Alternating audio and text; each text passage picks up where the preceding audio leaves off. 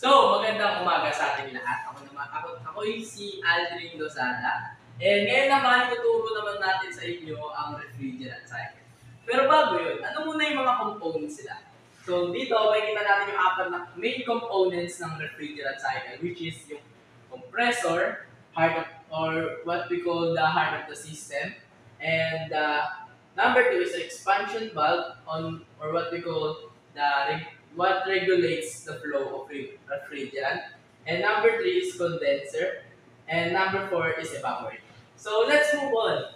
So how does the refrigeration cycle works? So firstly, it will start on the compressor, or what we call the heart of the system. Then it will release a high pressure vapor and that's what kung ano yung dadaan niya is yung tinatawag natin discharge line.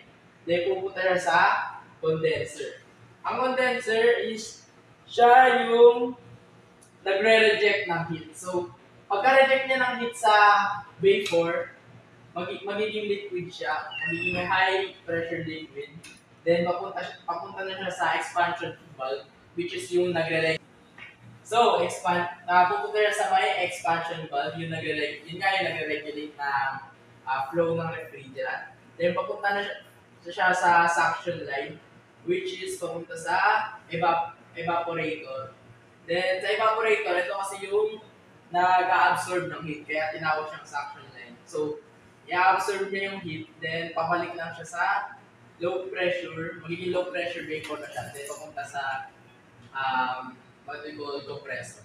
So, ayun lang ang refrigerant cycle.